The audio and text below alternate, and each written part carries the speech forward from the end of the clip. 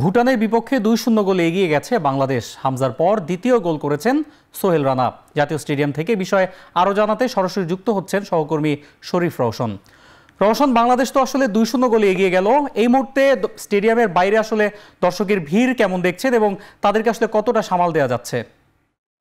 ছড়িয়েছে জাতীয় স্টেডিয়ামের সেই ৪ বছরের বেশি সময় পরে এই ম্যাচটা অনুষ্ঠিত হচ্ছে, সেখানে দর্শকদেরও কিন্তু অনেক বেশি অপেক্ষা প্রহর ফুরিয়েছে। এই জন্য দর্শকদের আগ্রহ কেন্দ্রবিন্দুতে ছিল এই আজকের ম্যাচটি। তবে অন্য আপনাকে জানিয়ে রাখি, জাতীয় স্টেডিয়ামের ম্যাচ শুরুর পর আসলে দর্শকদের যে উপচে পড়া ভিড়, সেটা কিন্তু বাফুফের যে নিরাপত্তা কর্মী নিয়োগ দেওয়া ছিল, সিকিউরিটি যে স্ক্যানিং মেশিন ছিল, সবকিছুই কিন্তু বলা চলে ভেঙে পড়েছে। কারণ এত বেশি স্টেডিয়ামের দর্শকদের মাঠে বসে খেলা দেখার আগ্রহ ছিল, সেটাকে কিন্তু আসলে কোনোটাই আটকানো সম্ভব হয়নি।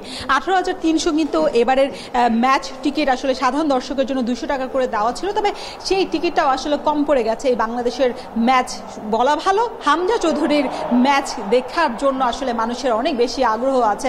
আমরা কথা বলেছি অনেকের সাথে, যারা আসলে টিকিট আগে থেকে কেটেছিলেন তারা কিন্তু শেষ মুহূর্তে ঢুকতে পারেননি এবং খেলার অর্ধেক সময় পেরিয়ে যাবার পরও কিন্তু এখনো অনেকেই বাইরে আছেন, মাঠের বাইরে। মূলত জাতীয় স্টেডিয়ামে ঢোকার জন্য দুটি গেটের আসলে তাদেরকে সম্মুখীন করতে হবে। সেটা হচ্ছে বাইরের গেট ৪ নম্বর, ২ নম্বর, ১ নম্বর, ৩ নম্বর গেটগুলো প্রথমে আসলে স্ক্যানিং মেশিনের পর স্ক্যান করার পর তারপরে জাতীয় স্টেডিয়ামের যে মূল গেট, সেখানে কিন্তু তাদেরকে আরেকবার টিকিট তাদেরকে দেখে ঢুকতে হচ্ছে। সেখানে কিন্তু যারা ভলেন্টিয়ার ছিলেন তারা কিন্তু পরবর্তীতে আসলে চাপটা সামলাতে পারেনি। পরে আইনশৃঙ্খলা বাহিনী আসলে ব্যাপারটা দেখছেন। তারপরে এই আরেকটা বিষয় জানিয়ে রাখি যে আইনশৃঙ্খলা বাহিনী কিন্তু সাংবাদিক যারা আছে, গণমাধ্যম কর্মী, তাদেরকে আসলে ঢুকতে পারেনি অনেকেই। অন্যয় জাতীয় স্টেডিয়াম থেকে যুক্ত ছিলেন সহকর্মী শরীফ রওশন।